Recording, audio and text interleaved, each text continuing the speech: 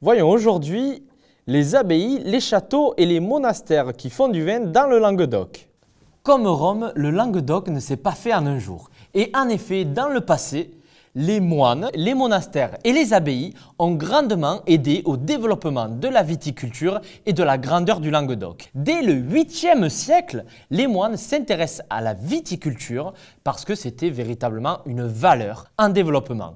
Et puis, on pourrait dire qu'ils étaient aussi un petit peu gourmands et que pour leur vin de messe et leur vin de tous les jours, ils produisaient eux-mêmes du vin qu'ils allaient consommer. Ils n'ont pas seulement aidé à développer la viticulture, mais aussi, je dirais, la science viticole dans la mesure où ils prenaient le temps de connaître la vigne, de connaître les terroirs et ce sont, on pourrait dire, les premiers scientifiques en quelque sorte.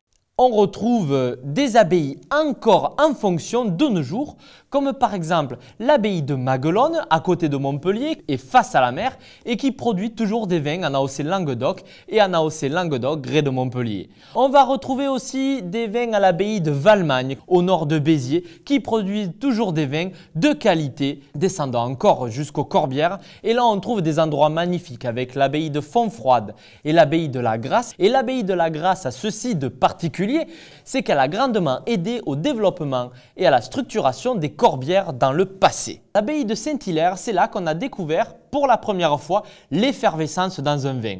Et c'est de là que sont partis les blanquettes de Limoux et les créments de Limoux. Et la légende dit même, mais le dites pas aux Champenois, que Dom Pérignon serait venu dans le Languedoc à l'abbaye de Saint-Hilaire et c'est là qu'il aurait appris ou du moins découvert la méthode pour faire des effervescents. Une autre chose intéressante, ce sont les folies dans le Languedoc. Les folies, ce sont ces grands châteaux magnifiques que l'on va retrouver de Montpellier jusqu'à Béziers en passant par toutes sortes d'appellations viticoles comme les coteaux de Béziers, coteaux d'Anserune, côte de Tongue, AOC Languedoc, Grès de Montpellier et AOC Languedoc évidemment.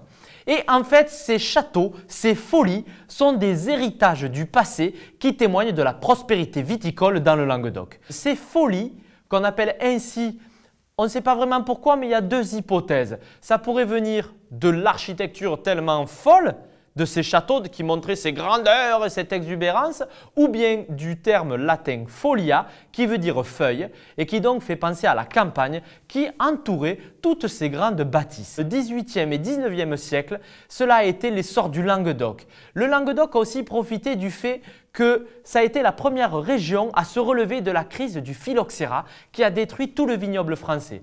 Et nous retrouvons encore des châteaux comme le château de Flaugergues ou le château de Langaran qui produisent toujours des vins témoins de la grandeur et de l'excellence des vins du Languedoc. N'est-ce pas mon canard ?